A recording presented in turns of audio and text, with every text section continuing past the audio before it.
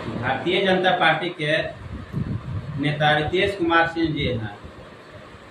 जिस तरह से नरेंद्र मोदी बिहार में दौरा कर रहे हैं, उसी प्रकार महागठबंधन के तेजस्वी यादव नरेंद्र मोदी पर हमला करते हुए कह रहे हैं कि रोजगार की बात नहीं कर रहे हैं। इस पर आप क्या कहना चाहते हैं? तेजस्वी यादव क्या बोले हैं? रोजगार के बारे में बात करना चाहते हैं। रोजगार नहीं मोदी जी रोजगार के और महंगाई के मुद्दे पर बात नहीं करते जी। वो बात इसलिए नहीं करते कि वो काम करते हैं, और तेजस्वी जी सिर्फ बात करते हैं। तेजस्वी जी राजनीति में बुतरू हैं, लेकिन इतना याद उन्हें जरूर होगा कि उनके माता पिता जब बिहार में मुख्यमंत्री हुआ करते थे, तो उनके जीवन में सिर्फ एक ऐतिहासिक काम है कि लाठी भजाऊं जेल पिलाऊं महारैला। सत्ता में बैठकर किसी मुख्यमंत्री का महारैला निकालना ये भारत की राजनीति के इतिहास का सबसे दुर्लभ समय है। ऐसा कभी नहीं हुआ। और तेजस्वी यादव को तो बोलना ही नहीं चाहिए। पहले अपने परिवार पर जितने दाग है उसको मिटा लें, इसके बाद नरेंद्र मोदी की पर टिप्पणी करेंगे। उन्होंने 100 जगह कहा है कि जो काम 17 वर्षों की सरकार ने नहीं किया, वो काम मैंने 17 महीने में करके दिखाया है। सही कह रहे हैं ना, करके दिखावे किया है 17 महीना में। एक बात आप जान लीजिए सर, रात में हवेली सजाई जाती है भाड़े पर ले करके, और उसमें मंडप सजाया जाता है, विवाह करके निकल जाते हैं। तो कमी मत पालिए कि वो हवेली कल भी आपकी रहेगी। सिर्फ रात की सजावट, आपके पैसों पर खर्ची हुई सजावट तेजस्वी यादव जी ने नहीं किया है, या नीतीश कुमार जी ने। और नए कितने लोगों को नियुक्ति मिली है इसका भी डाटा है। जो पहले से नियुक्त थे, जो शिक्षक पढ़ा रहे थे, उन्हीं को गांधी मैदान में भीड़ जुटाकर आपने सर्टिफिकेट बांट दिया, और आप समझा रहे हैं कि आपने नौकरी दिया है। कहाँ नौकरी दिया आपको? नौकरी दिए थे जब जमीन लिए थे, उस समय नौकरी ली। ये तो आरोप लगा रहे हैं। नहीं, आरोप कैसे है? कोर्ट में उसके लिए केस चल रही है और आप आरोप है। ये आरोप उस बात को न कहा जाता है जो गलत हो, निराधार हो, जिसका अदालत में, भारतीय अदालत में जिसका सत्यापन हो चुका, वो आरोप कहते हैं उसको, कि वो गुनाह कहते हैं। वो जेल गए कितनी बार उनके पिताजी, वो आरोप है, जेल ऐसे ही चले गए। काहे नहीं फाइट किया उसको? फाइट करना चाहिए। नीतीश जी, विपक्षी नेता तेजस्वी का यह बयान बहुत हास्यास्पद लग रहा है कि उन्होंने कहा कि मेरा वोट यदि नहीं देते हैं तो एनडीए को वोट दिए। ये कहने का क्या तात्पर्य? स्लिप ऑफ टंग है या कुछ और है? देखिए, एक तो बात सत्य है कि वो विपक्ष है, वो एनडीए के वोट मांगने के लिए तो गए नहीं होंगे। या तो उस समय उनका दिमाग काम नहीं किया होगा, या जुबान फिसल गई होगी, या इससे बड़ी बात यह है कि पप्पू यादव से उतनी इनकी नाराजगी बड़ी होगी कि मतलब मेरे दुश्मन के घर में चले जाओ, लेकिन यादव पप्पू जी के नजदीक पहुंचे नहीं हो सकता है। अच्छा, एक प्रश्न और।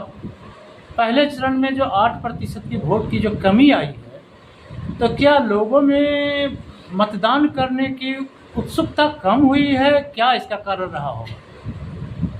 एनडीए गठबंधन, एनडीए जो है, भारतीय जनता पार्टी, जदयू, उपेंद्र कुशवाहा जी, मांझी जी और चिराग पासवान, जो वोटर था वो वोट दे दिया।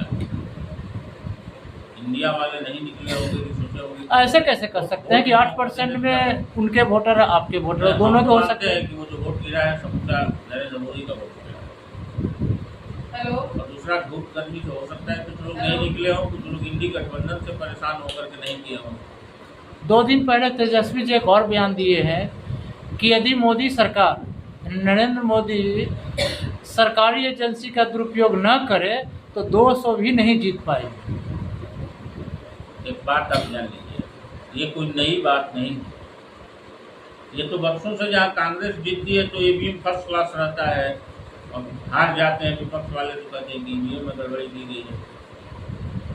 ये तो नरेंद्र मोदी जी पर आरोप ये लोगों को लगाना है। ये लोग तो ऐसे व्यक्ति हैं कि भगवान राम के मूर्ति को भी लगाना ये लोग पाप बता रहे थे, तभी नहीं गए। राम लला के दर्शन को कौन हिंदू नहीं जाना चाहेगा? ये लोग तो मांग कर रहे थे कि मंदिर कब बनाएंगे, तारीख कब बताएंगे। मंदिर भी बन गया, तारीख भी बता दिया, रामलला का प्राण प्रतिष्ठा भी हुआ, इन लोगों का निमंत्रण किया तो लोग नहीं गए। रामनवमी में मछली भी खाए थे। हाँ, तो ये लोग तो कुछ भी कर देंगे ना, ये हरी टोपी वाले हैं, समझ गए ना। इन लोग तो अपने फायदे के लिए कुछ भी कर सकते हैं। इन लोगों को अपने फायदे के लिए ना कोई मामला है, ना कुछ धर्म है, ना कुछ बात है। इनके दल से न कहा गया कि रामचरितमानस काल्पनिक ग्रंथ है। ढोल गवार सुंदर नारी, ये सब तारण के अधिकारी जो बोले थे, उस दोहा पर तुलसीदास पर तो सुखी नील के शिक्षा मंत्री उठा दिए। उनको पता ही नहीं कि उसमें क्या लिखा है तुलसीदास में। जिस कथा में मर्यादा पुरुषोत्तम करुणा निधान के पूरे जीवन काल का वर्णन हो, उस पर प्रस्तुति उठाया किसने? चंद्रशेखर जी ने। और उनको ये लोग शिक्षा मंत्री बनाकर रखते थे। ये लोग कुछ भी कर सकते हैं। मोदी जी ने कह रहे हैं, माननीय प्रधानमंत्री जी ने कह रहे हैं अभी कि नारी सशक्तिकरण जो है महिलाओं के लिए बहुत सारे कार्य किए गए, लेकिन इस बीच में पिछले गत वर्ष कई दुर्घटनाएं हुई, कुछ घटना घटी ऐसे सामूहिक रूप से, उस पर क्या करना चाहिए? क्या इस पर एक्शन लिया जाएगा आगे? सर, महिलाओं के साथ कोई घटना घटी होगी और सरकार और प्रशासन के द्वारा उस पर एक्शन लिया गया होगा, जहाँ तक मेरा अनुमान। अगर नहीं लिया गया होगा तो वो निंदनीय है, जरूर होना चाहिए। लेकिन महिला सशक्तिकरण से देश का विकास हुआ है या आप भी देख रहे हैं। आज महिलाएं देश के विकास में जितनी बड़ी हिस्सेदारी निभा रही हैं, यह कल्पना से परे है। और जब तक महिलाओं का विकास नहीं होगा, तब तक पूर्ण समाज और पूर्ण देश का विकास संभव नहीं है। यह भाजपा की नीति है और नरेंद्र मोदी जी का सपना है कि भारतीय महिलाओं को हम पहली लाइन में खड़ा करें। सरकार बनी तो महंगाई से जो हम लोग जूझ रहे हैं, पूरा देश जूझ रहा है, उसमें कुछ निजात मिलने वाला है? एक बात बताइए, महंगाई को तब ज्यादा प्रभावशाली माना जाता है जब पर कैपिटा इनकम में कमी आई हो। अगर 200 रुपए की पिछले 5 वर्ष में अगर आमदनी को आज अगर 500 रुपए हुआ है और महंगाई 100% बढ़ी हो, तो आप उसको महंगाई नहीं मानते। क्योंकि आप देख लीजिए, ज्योति जन्म जहाँ से, उद्गम जहाँ से होता है, उस पर एक्सपेंडिचर क्या क्या उस पर कॉस्ट आते हैं। सरसों तेल का जन्मदाता किसान है सरसों।